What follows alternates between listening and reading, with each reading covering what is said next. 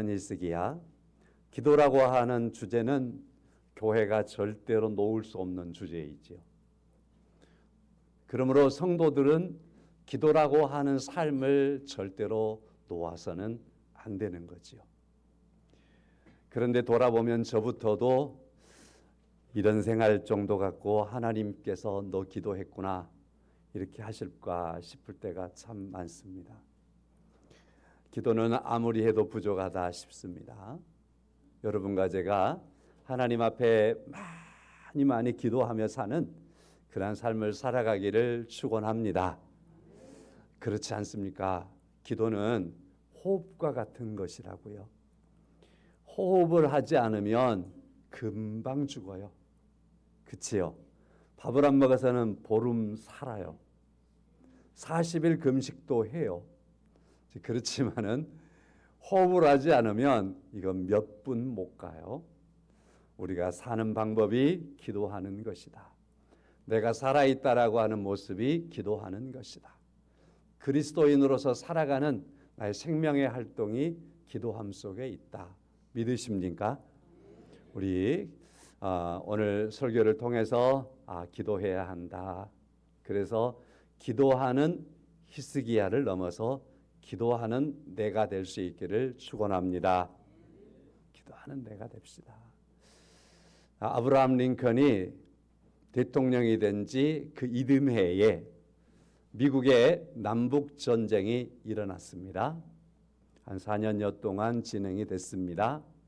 남쪽 진영이 노예 제도를 붙잡고 있는 겁니다. 그러나 링컨은 인권주의자였거든요. 그래서 부딪혔습니다.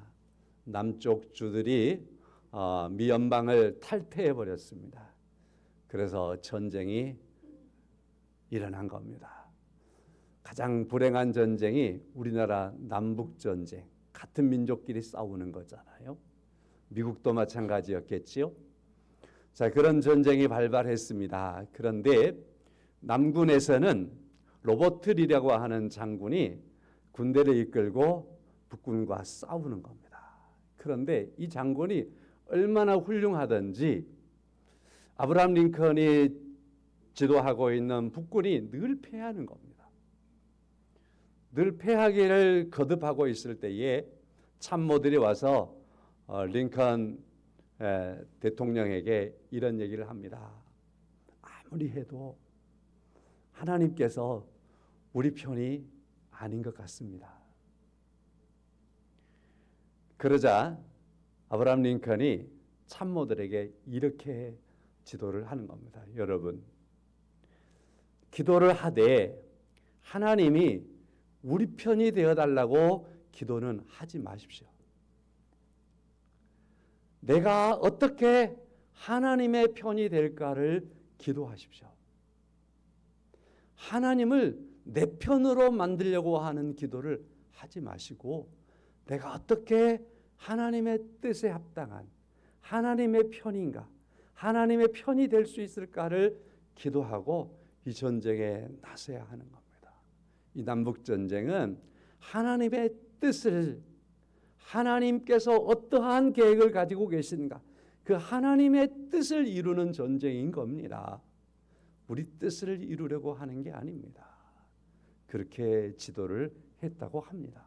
아주 유명한 애화입니다. 아시는 분은 아시겠지요? 성도 여러분, 우리의 기도는 그런 것입니다. 하나님의 뜻을 찾는 작업이 우리가 기도하는 겁니다. 어떻게 하나님의 뜻을 찾아갈까? 하나님의 말씀을 보고 기도하며 하나님의 뜻을 찾아서 우리가 나아가는 겁니다.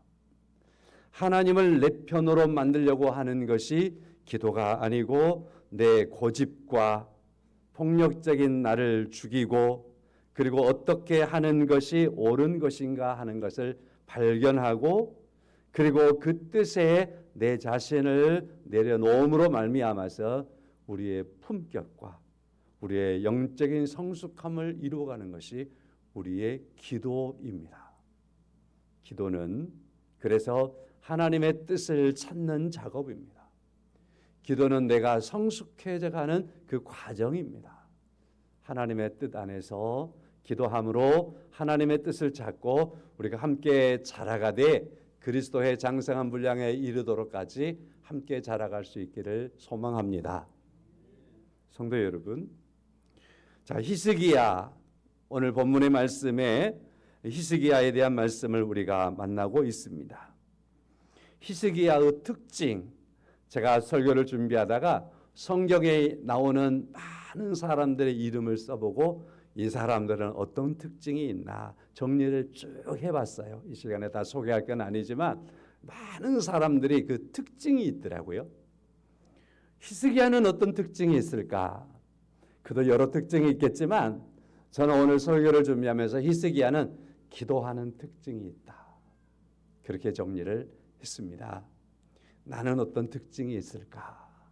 우리 그런 생각을 좀 해야 되지 않겠습니까? 그리고 하나님 앞에서 나의 모습은 어떤 모습일까? 이런 정리를 할 수 있어야 되겠습니다.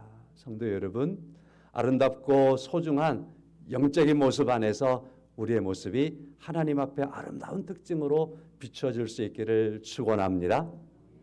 히스기야는 이렇습니다. 오늘 본문의 말씀 배경으로 한다면 아수르라고 하는 대국이 유대 나라를 침략해 오는 겁니다. 그 침략 아래서 히스기야는 이 유대를 어떻게 이끌지 막막했습니다. 감당할 길이 없습니다.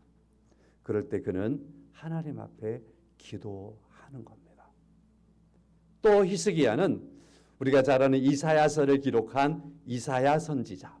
오늘 본문의 말씀에서도 3절 말씀에 그들이 이사야에게 이르되, 히스기야 왕이 자기의 신복들을 이사야에게 보내거든요. 바로 이 이사야는 이사야 선지서를 기록했던 그 이사야 선지자입니다. 그 이사야 선지자가 하루는 히스기야 왕에게 와서 당신 하나님께서 죽는다고 합니다. 죽을 준비를 하십시오. 와, 이런 말을 건강했을 때는 안 들었으면 좋겠어요. 히스기야 왕이 그런 말을 듣는 겁니다. 하나님이 당신의 생명을 거둬간답니다. 죽을 준비를 하십시오. 얼마나 막막했겠어요. 그 말을 들었던 히스기야는 만사 다 제껴놓고 벽을 향하여 바라보면서 하나님 앞에 기도하는 겁니다. 히스기야 왕이 전무후무한 기록을 가지고 있지요. 그의 생명이 15년 동안 연장되었다. 히스기야의 기도를 말하지 않고는 이 사건을 말할 수 없습니다. 이와 같이 히스기야는 큰 어려움을 만났을 때 기도하는 것, 그의 생명의 죽음에 대한 그림자가 그에게 다가올 때 기도하는 그런 모습 속에서 히스기야의 특징은 기도하는 사람이었다. 이렇게 바라볼 수 있습니다. 히스기야에 대한 소개를 좀 해보겠습니다. 우리가 지금 19장의 말씀을 보고 있는데 18장의 말씀을 보면 히스기야는 어떤 사람인가라고 하는 것을 엿볼 수 있습니다. 3절 말씀 18장입니다. 여호와 보시기에 정직하게 행하는 사람. 히스기야는 여호와 보시기에 정직하게 행하는 사람. 참 좋지요. 우리가 늘 꿈꾸는 게 그런 거 아니에요? 여러분과 제가 성경을 지금 계속해서 읽어가면서 이렇게 몸부림을 치는 게 성경을 읽는 게 목적이 아니고 성경을 읽어서 하나님의 뜻을 깨닫고 우리가 하나님 앞에서 살아갈 때에 그 말씀대로 살아감으로 말미암아서 하나님 보시기에 정직하게 사는 하나님의 사람이 되고자 하는 것 아니겠습니까? 하나님의 말씀을 통해서 그런 힘을 얻고 에너지를 얻고 그리고 지혜를 얻고 그래서 하나님 앞에서 하나님 보시기에 정직하게 행하여 살아가는 여러분과 제가 될 수 있기를 소망합니다. 히스기야는 그런 사람이었어요. 18장 5절 말씀, 히스기야가 이스라엘 하나님 여호와를 의지하였는데 그의 전후 유다 여러 왕 중에 이러한 자가 없었다. 유대에 20명의 왕이 있었는데 그의 전후 13대 왕이거든요. 그의 전후 모든 왕들을 통틀어 보아도 히스기야와 같이 하나님을 의지한 왕은 없었다.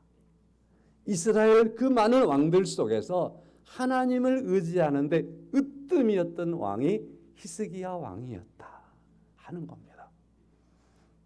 그 다음에 6절 말씀에 보면 곧 그가 여호와께 연합하여 그에게서 떠나지 아니하고 여호와께서 모세에게 명령하신 계명을 지켰더라.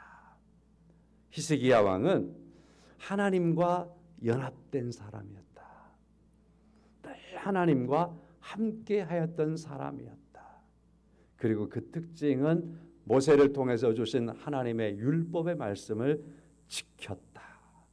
하나님의 말씀을 지킴으로 하나님과 함께하는 연합한 삶을 살았던 사람이 히스기야 왕이었다. 그렇게 소개하고 있습니다. 한 가지 더 18장 7절 말씀에 여호와께서 그와 함께 하심에 그가 어디로 가든지 형통하였더라. 하나님께서 히스기야와 항상 함께해 주었고 히스기야 왕의 모든 것은 그가 어디를 가든지 형통하였더라. 이렇게 히스기야는 평가를 받고 있습니다. 자, 그러므로 히스기야를 간단하게 정리하면 이렇게 어떤 사람이었는가? 신실하고 정직하고 누구보다도 여호와를 섬기며 하나님의 말씀대로 살고 하나님의 뜻 안에서 서려고 노력했던, 그래서 하나님께서 인정했던 그런 왕이 히스기야였다. 이렇게 말씀할 수 있겠지요. 자, 그런데 이 히스기야가 유대 왕으로 되어 있을 때, 왕일 때 국제적인 정세는 어쨌느냐? 그가 왕으로 있을 때 유대와 그 다음에 유대 주변에 있는 국가들과 그 시대는 어떤 시대였느냐라는 겁니다. 크게 말하면 아수르 제국 시대였습니다. 아수르라고 하는 이 나라는 너무너무 잔인하고 아주 무차별적으로 확장하기를 좋아했던 그러한 시대가 이 아수르 제국 시대였습니다. 그래서 아수르라는 나라는 마치 트랙터가 말이죠. 트랙터가 논이나 밭을 갈거나 할 때 막 뒤집어 엎으며 갈듯이 모든 나라들을 뒤집어 엎었습니다. 구별하지 않고 그렇게 함으로 말미암아 아수르화 시키려는데 최선을 다했던 나라가 이런 나라입니다. 말씀을 좀 더 진행하기 전에 어제 보니까 그리고 오늘 또 설교 올라오기 바로 직전에 일부러 뉴스를 좀 살펴보았더니 우리 장로님 기도하시던데 전국에 어제만 해도 30여 군데 이상의 불이 났더라고요. 그리고 많은 곳이 진화가 됐지만 그러나 또 간밤에 얼마나 많이 또 확산이 되었던지 많은 지역에 지금 이 산불을 진압을 못하고 있습니다. 헬기가 50대 이상이 지금 불을 끄고 있고 수천 명의 사람들이 지금 계속해서 불길을 잡으려고 하는데 이 불띠가 말이죠. 제가 잘못 봤나 싶을 만큼 어느 곳에는 40km가 넘을 만큼 불띠가 형성되어 있고 어느 곳에는 18km가 될 만큼 불띠가 형성되어 있어서 이 불을 진압하고 잡는데 부단히 어렵다라고 하는 보도를 좀 전에 보고 올라왔습니다. 바라기는 오늘 진압이 됐으면 좋겠습니다. 그리고 이 때문에 많은 어려움 속에 처하고 있는 많은 그 사람들 속히 회복되었으면 좋겠습니다. 다른 말씀을 또 드리려고 하는 게 아니라 이 불길이라고 하는 이게 아수르를 생각나게 한단 말이죠. 무차별적이에요. 가리지를 않아요. 집더미도 태워버리고 산과 들을 다 태워버리고 저수지 너머에 있는 강 너머에 있는 들 너머에 있는 곳까지 불길이 날아가서 그곳에 새로운 불을 또 지펴내고 불길이 다 잡혔나 싶으면 또다시 오르고 자 그래서 무차별적으로 다 태워버리는 것을 우리가 볼 수 있습니다. 마치 아수르가 당시에 모든 세계를 그렇게 침략하고 짓밟고 무차별적으로 잔인하게 지어밟았습니다. 많은 사람들이 오늘말로 이재민이 되고 포로가 되고 가족을 잃고 죽기도 하고 슬픔에 처하기도 하고 가난해지기도 하고 고향을 잃기도 하고 나라를 잃어버리기도 하는 그러한 상황 속에 처했을 때가 바로 히스기야 왕이 통치하던 시대, 그 시대를 아수르 제국 시대다, 이렇게 말씀할 수 있겠습니다. 북이스라엘은 이때 이미 아수르에 의해서 멸망을 했습니다. 자, 그래서 내킨짐에 이 아수르는 유대 나라까지 침략하고 완전히 멸망시켜 버리려고 도전을 하는 겁니다. 자, 그러한 상황 속에 히스기야 왕이 이 아수르를 지금 대면하고 있는 겁니다. 어느 날 히스기야는 성전문을 열고 성전에 있는 금부치를 다 꺼내다가 아수르 왕에게 바쳤습니다. 심지어는 성전 벽에 있는 금까지 긁어다가 아수르 왕에게 바쳤고 국가의 국고를 열어서 바쳤습니다. 그러나 아수르 왕은 그 정도에 양차하지 않았습니다. 또다시 유대 나라를 침략해 오는 상황이 본문의 시대였습니다. 이러한 상황 속에서 히스기야 왕은 이 아수르를 어떻게 감당하기가 어려운 겁니다. 자, 그럴 때에 히스기야 왕이 어떻게 했을까? 이미 제목에서 우리가 본 것처럼 하나님 앞에 기도하는 히스기야 왕이 됐습니다. 히스기야 왕은 다른 걸 선택할 여지가 없었습니다.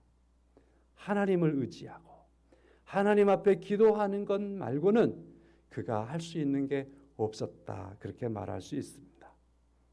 성도 여러분, 그래서 히스기야의 기도에 대해서 두 가지 말씀을 정리하겠습니다. 오늘 1절의 말씀이지요. 히스기야 왕이 듣고 그 옷을 찢고 굵은 배를 두르고 여호와의 전에 들어가서,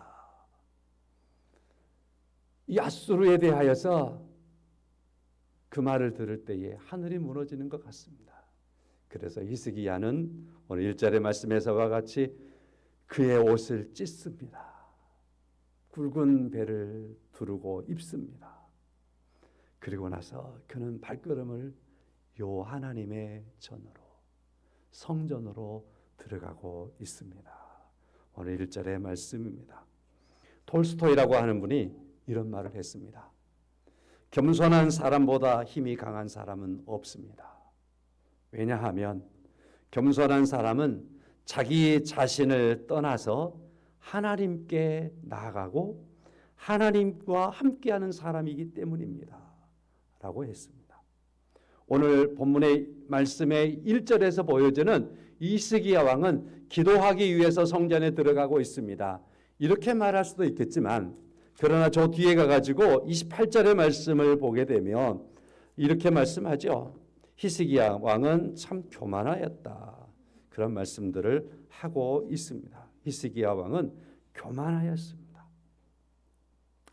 자, 교만한 히스기야가 있다면, 교만한 아수르 왕이 있다면 히스기야는 많이 하나님 앞에 겸손한 왕이었습니다. 겸손함과 교만함의 차이점이 있습니다. 곧 교만함은 폭력적이고요, 교만함은요 누구에 대하여서 공격적이고요, 그렇습니다. 그러나 겸손함은요 하나님 앞에 나가고 하나님 앞에 무릎을 꿇고 요 하나님과 함께하는 것을 통해서 자신의 연약함이 하나님과 함께하는 것으로 나가는 것입니다. 성도 여러분, 여러분과 저의 모습 속에서 교만함의 모습이 아니라 겸손함의 모습으로 날마다 세워져 있기를 간절히 소망합니다. 자, 사탄이라고 하는 말을 이렇게 정의한 사람이 있습니다. 페글이라는 사람인데, 사탄은 단순히 영적으로 존재한 것 이상으로 자신과 다른 것에 대하여 배척하고 폭력적이고 파괴하고 공격적인 것이 곧 사탄이다라고 정의를 합니다. 나와 다르면, 나와 같지 않으면, 내 생각과 같지 않으면 상대가 누가 되었든지 간에 그에 대하여서 공격적인 그 상황, 그 형태, 그 모습, 바로 그 자체가 사탄적이다라고 정의를 하는 겁니다. 성도 여러분, 산헤립 왕은 아수르 왕으로서 그가 그의 제국 안에 넣고 싶었던 그 나라들에 대하여서는 조금도 그는 머물리지 않습니다. 무조건 공격하고 침략하고 약탈하고 그리고 깨부수고 상처를 주어도 괜찮았습니다 라고 나서는 사람이 바로 이 아수르 왕이었습니다. 그러나 오늘 본문에서 히스기야 왕은 그러한 공격에 대하여서 오히려 하나님 앞에 나아가서 기도하는 사람으로 서고 있음을 볼 수 있습니다.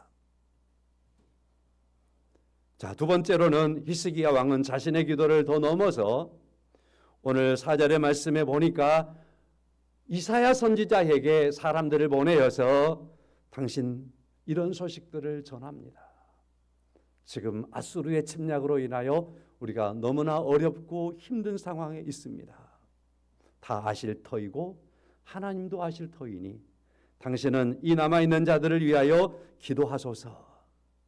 선지자에게 기도하기를 부탁하는 것을 볼 수 있습니다. 성도 여러분, 저는 오늘 아수르의 산헤립과 그리고 유다의 히스기야 왕을 대조시켜 보려고 합니다. 산헤립은 교만한 왕이고 히스기야 왕은 겸손한 왕입니다. 산헤립 왕은 공격적입니다. 그리고 배척하는 사람입니다. 악마화되어 있는 사람입니다. 물차별적입니다. 잔인한 사람이었습니다. 그런데 말이죠, 이러한 묵상들을 쭉 하다가 문득 이런 생각이 듭니다. 오늘 우리 한국교회는 어느 정도일까라는 생각이 드는 겁니다. 누군가는 이렇게 평가를 했습니다. 신문을 보는데요, 기독교 신문에서 제가 이런 내용들을 읽었습니다. 한국교회는 지금 공격하는 교회가 되었습니다. 한국교회는 지금 배척하는 교회가 됐습니다. 한국교회는 지금 악마화하는 교회가 되었습니다. 한국교회가 자기의 생각과 틀이 다르면 국가를 바라보거나 또한 어떤 진영을 바라보면서 악마화시켜버리는데 한국교회가 나서고 있다는 거죠. 무차별적입니다. 한국교회가. 자, 그러면서 스토펙이라는 사람의 거짓말이라는 그러한 글을 인용했는데 이 신문 기사에서 뭐라고 했냐면요, 교회는 악마를 찾는 최적의 장소입니다 라고까지 평가를 했습니다. 굉장히 기분이 안 좋지만 한번 머물러 서서 생각해 보아야 할 기사였습니다. 한국 교회는 지금 악마를 찾기 위한 최적의 장소가 되어 있습니다. 왜냐? 교회가 공격적이고 교회가 배척적이고 교회가 무차별적이고 교회가 자신과 맞지 않으면 그들에 대해서 너무나 강하게 비판하고 그래서 극적인 그러한 길을 달리고 있는 그런 교회이기 때문에 이것은 악마적인 속성이기 때문에 사탄의 속성이기 때문에 교회 안에서 이런 일들이 너무나 많이 일어나므로 교회 안에서 사탄을 찾기가 제일로 쉽습니다. 성도 여러분, 신명기에서는 이렇게 말합니다. 좌로나 우로나 치우치지 말라고 합니다. 그런데 우리 한국교회는 지금 죄를 정죄하는 일에 앞장서는 그러한 교회인 것을 볼 수 있습니다. 그리고 누군가에 대하여 정죄하면 그 정죄한 것에 대하여서 계속해서 그 진영의 논리를 가지고서 퍼붓고 그걸 사회화시키고 그것을 어떤 운동화시키고 그래서 누군가는 이렇게 말했습니다. 바로 이와 같이 정죄화하고 정죄화한 그것을 신앙화했습니다. 오늘 설교는 우리 사회도 좀 비판하고 교회도 좀 비판해야 될 것입니다. 우리에게도 그러나 이러한 속성들이 있습니다. 내 신념이 신앙이 되어버리는 거예요. 내 판단이 신앙이 되어버리는 거예요. 그래서 내가 옳은 것이 옳고 내가 옳다고 생각하는데 저 사람이 틀리게 얘기하면 그걸 신앙화해가지고 그걸 기도 제목 삼아가지고 기도하는 거예요. 그래서 아브라함 링컨이 지적하는 것처럼 여러분 자기 참모들에게 하나님을 내 편으로 만들려고 기도하지 마시고 내가 하나님의 편이 되는 기도를 해야 되는 겁니다. 내가 하나님의 편이 되어야 되는 겁니다. 라고 하는 그 간절함처럼 오늘 우리가 그렇게 서야 할 줄로 믿습니다. 그런데 우리 많은 사람들이 오늘 교회 안에서 한국교회가 오늘 우리 사회를 향해서 이 정치권을 향해서 지금 부르짖고 있는 많은 측면에 뭔가를 지적하고 그걸 지적하면서 신앙화해버렸어요. 너무나 무섭습니다. 성도 여러분, 히스기야 왕은 교만한 자의 말을 듣고 자신의 옷을 찢었습니다. 그리고 하나님 앞으로 나아갔습니다. 제가 한 사람 소개할게요. 로랜드 헤이스라는 사람이 있는데요. 20세기 사람인데요. 아프리카계 미국 성악가입니다. 이분에 대한 글을 제가 읽어서 소개해 보겠습니다. 이분의 뛰어난 음악적 재능은 인종차별의 어떤 시대에서 미국과 유럽의 무대에서 성공했다라고 평가를 받습니다. 아프리카계 미국인이니까 당연히 흑인이겠죠. 흑인이었던 성악가 이 사람은 실력은 너무 뛰어난데 흑인이라고 하는 이 벽을 뛰어넘기가 쉽지 않았다. 그러나 바로 흑인이라고 하는 그 벽을 뛰어넘었던 실력을 갖췄던 그렇게 평가를 받았던 이 헤이스라고 하는 성악가 이야기입니다. 독일 음악계에서 이 사람이 너무 뛰어난 음악가이니까 초청을 해서 독일이 아끼던 베토벤 홀을 열어주었습니다. 독창을 하게 되었답니다. 자, 그래서 이 사람이 독일에 와서 베토벤 홀에서 이제 독창을 하게 되었다라고 하는 것이 전국으로 참 뉴스화돼서 나갔겠죠.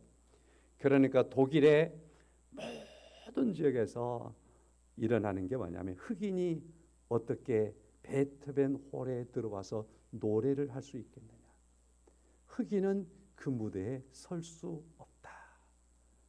이러한 운동이 일어나기 시작을 한 겁니다. 그럼에도 그 정한 날짜가 되고 정한 시간이 됐습니다. 그래서 헤이스가 무대에 섰습니다. 많은 사람들의 소리가 들려오기 시작하는데 그것은 야유의 소리였습니다. 비난하는 소리였습니다. 욕하는 소리였습니다. 그 홀에 가득 차 있는 사람들이 헤이스를 향하여서 흑인은 내려가라 하면서 그 자리를 용납할 수 없다라고 하는 거였습니다. 그랬을 때 헤이스가 아무 말하지 않고 두 눈을 꼭 감고 청중들을 바라보면서 두 손을 올리고 기도를 하기 시작했답니다. 시간이 지나고 지날도 사람들의 원성이 사그라들질 않습니다. 그러면 길어지면 길어질수록 헤이스는 더 하나님 앞에 기도하고 있었다고 합니다. 어느 만큼 시간이 지나니까 사람들의 소리가 점점 작아지기 시작하고 어느 만큼 더 시간이 지나니까 정막이 흐르듯이 조용해졌을 때 피아노 반주자가 피아노를 치기 시작하니까 피아노 선율이 그 공간에 가득 채워지기 시작했답니다. 그럴 때 헤이스는 고개를 들고 노래를 불렀습니다. 노래를 불렀는데요. 제가 오늘 이 곡을 가져온 게 이 때문이었거든요. 주는 평화 막힌 담을 모두 허셨네. 주는 평화.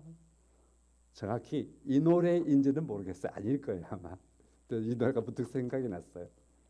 그가 불렀던 찬양은 이때 불렀던 찬양은 여호와는 평화의 주님, 여호와는 평화라고 하는 찬양을 불렀답니다. 그 찬양을 그가 온 힘을 다해서 온 정성을 다해서 힘차게 불렀더니 그렇게 비난하고 비방하고 욕을 퍼부었던 그 많은 사람들이 갑자기 변해가지고 박수를 치고 일어서서 뭐 글을 높이고 그래서 그 자리가 순간 축제의 자리가 됐답니다. 자, 뒷이야기입니다. 이때 헤이스는 무엇을 하고 있었느냐? 하나님, 지금 저들이 인종을 이렇게 차별하고 있습니다. 미워하지 마시고 이 상황이 하나님의 뜻으로 극복되게 하옵소서. 그렇게 기도했다라고 전해지고 있습니다.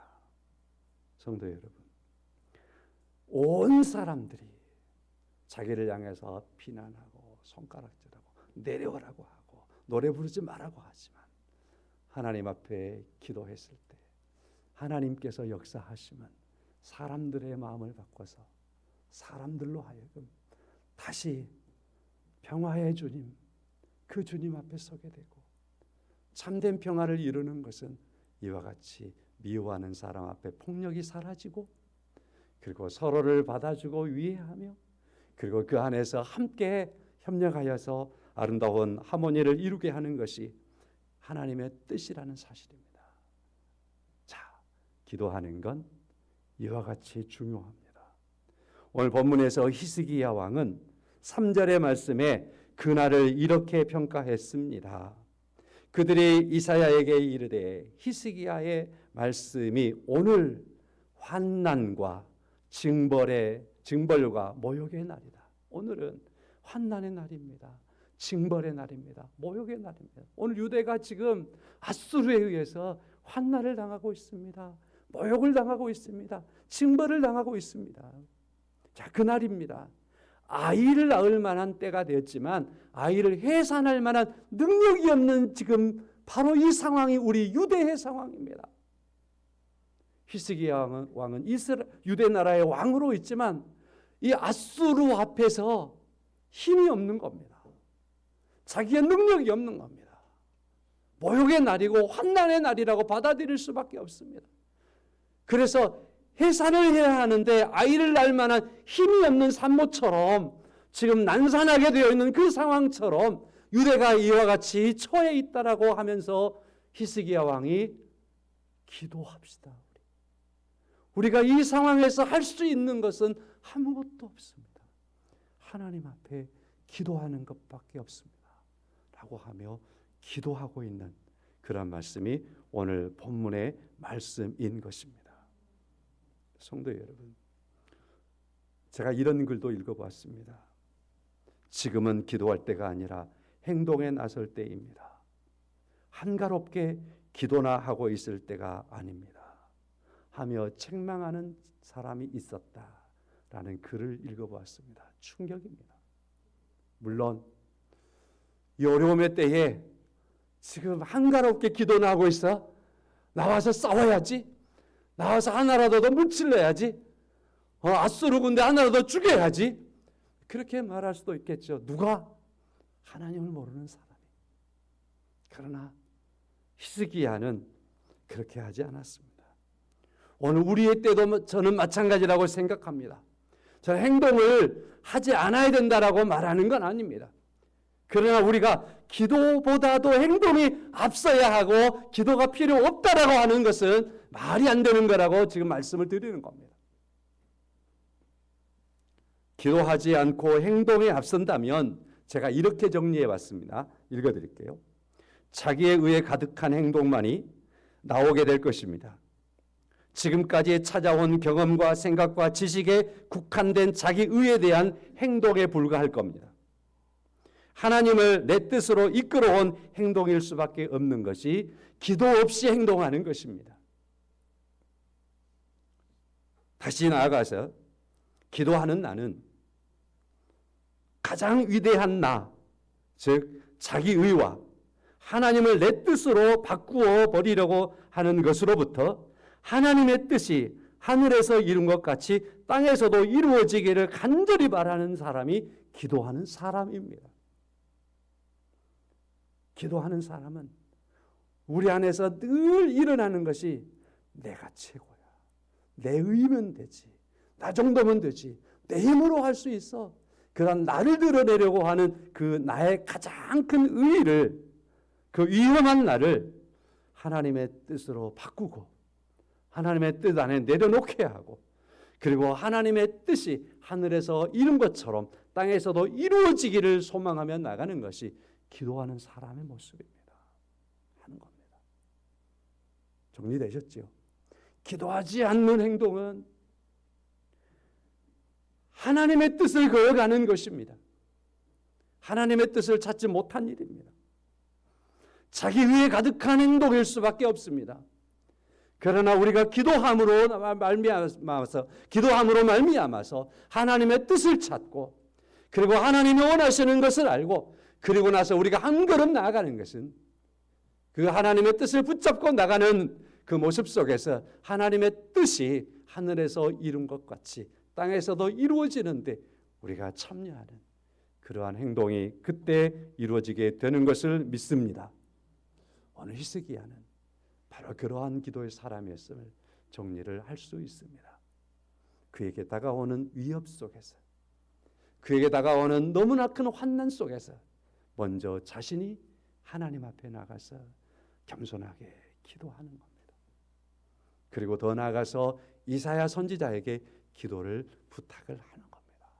그러면서 자신의 뜻을 내려놓고 하나님의 뜻을 붙잡는 기도의 사람, 오늘 우리 교회가, 오늘 이 시대를 살아가는 한국 교회가, 그리고 여러분과 제가 이와 같이 하나님 앞에 기도하고 하나님의 말씀에 붙잡혀 하나님의 뜻을 붙잡고, 그래서 우리가 한 걸음 나아가는 믿음의 사람으로 살아가야 할 줄로 믿습니다.